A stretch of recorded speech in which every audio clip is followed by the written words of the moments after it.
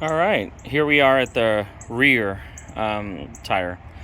Okay, same thing. There's two guide pins, two brackets. This time there's nothing holding the brake line.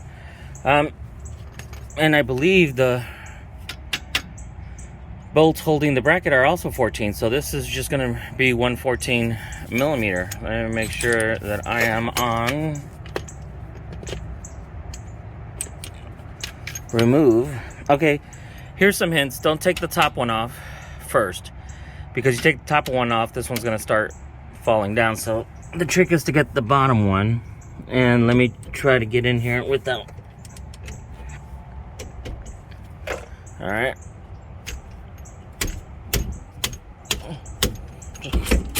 Try to do it with one hand. Oops. All right, that.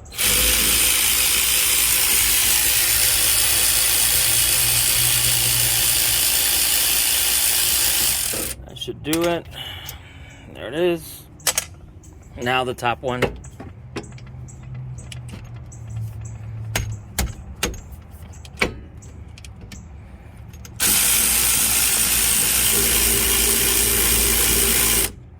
And I'm getting close to that back.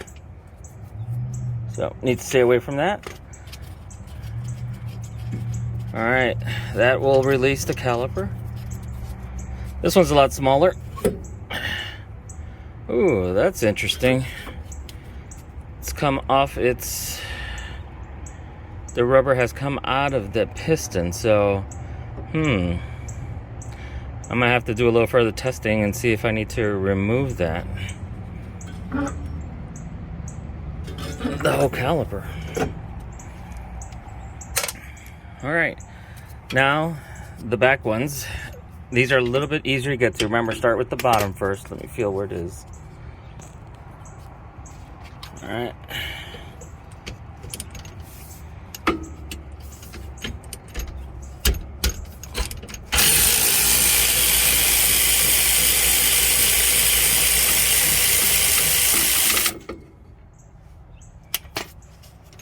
So, the other ones were 17. These are not.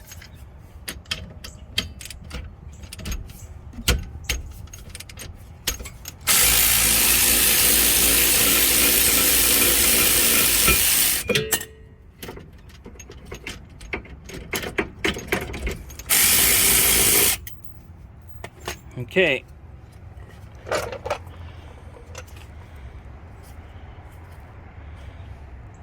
Here's the bracket. All right. So, we're going to continue. We're going to remove the rotor, and there's a rubber piece here.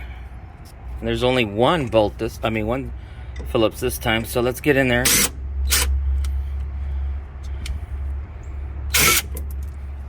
All right, and then there's the piece. It comes right out. Time to replace it. All right, now the reverse step. Remember the hint of use an old brake pad, and we're gonna push this in and try to get that back in using a C-clamp. And going to use my phone. I don't grab it up here because that's holding this hydraulics line, so I just grab it on the side right there. And let's see if I can get a few twists in before. So you see how the piston is going in. Remember, the top of the fluid holder needs to be off. And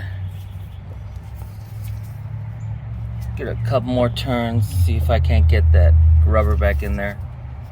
All right, so anyway, you do this until it stops. It'll just stop. And then after that, we'll grease everything and put it back together again. The back is definitely easier than the front. These are the emergency brakes. Do not mess with any of this. That's how the brakes used to be in the past, and it used to be very, very difficult to put that together again, so I'm pretty sure it is again. So I wouldn't mess with that. So anyway, I'll finish this, put it all down, torque it all down, and we should be done. I'll let you know if there's any other tricks to the trade here that I'm running into. Alright, so I quickly took some brake cleaner, cleaned off the shims, unless you bought the kit with the shims, which is always nice, and cleaned this off a little bit. Alright, now remember that we're going to take our brake and caliper grease, and we're going to put the grease everywhere the metal touches metal. So basically, we're going to grease up. Let's see if I can get a close shot here. We're going to grease this up, right? And then you see where, there you go. They go in like this. And like that. Well, actually, it's the other way around.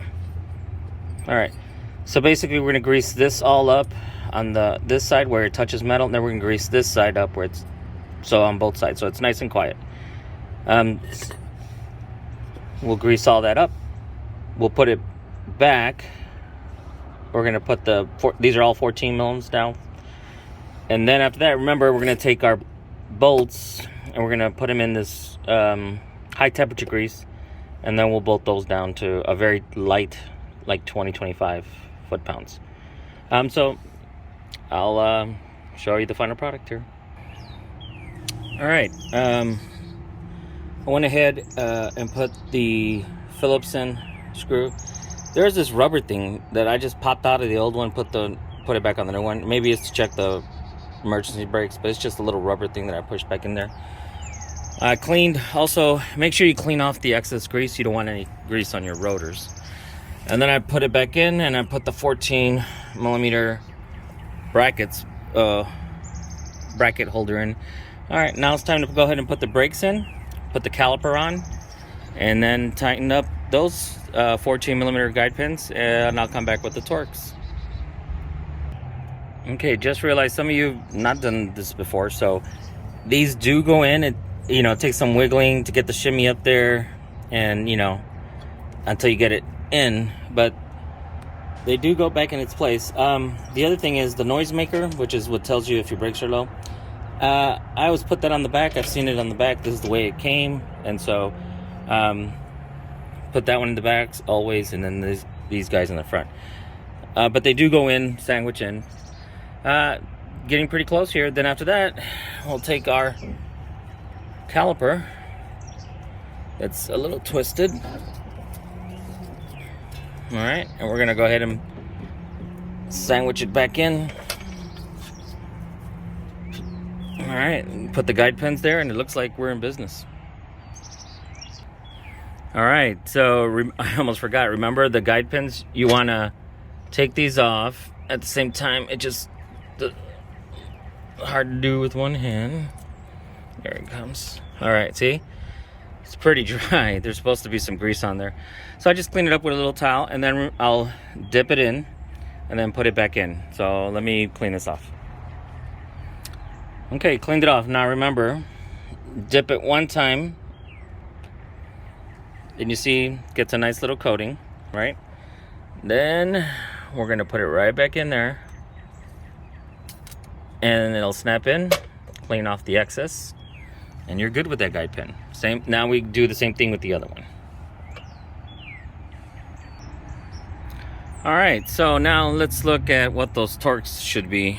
The guide pins, they're right here. Okay, so remember, we're looking at, in the parentheses to the right of that comma, we're looking at foot-pounds. Everywhere else you're looking at Newton meters, I guess. All right, so it doesn't take a lot between 15.99 and 23.26, so I'm going to do 20 for the guide pins. Okay, 20. And my bracket holder, let's see, what do they call them? 8 and 9 pad retainer. 8-9 pad retainer caliber mounting bolt. Oh, caliper mounting bolt. Very nice. We're going to put between 58.16 to 72 foot-pounds on that one.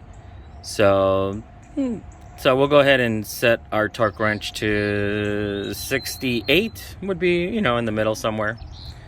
And we'll get those bolted down. I have two torque wrenches. One is I use for, you know, greater than 50 foot-pounds, and then the smaller one I use for less, about 25 foot-pounds. I probably said this before. I've already done this many times. These are not the best torque wrenches. I'm going to make another video on which torque wrench you should use, and you should really know what you're doing and be very careful when you're using these torque wrenches, because it's clicked and you think you're there at that torque, and then you keep going and then you break the head off. So many a times has that happened. It's happened to me once or twice. Let's go ahead and get these torqued down.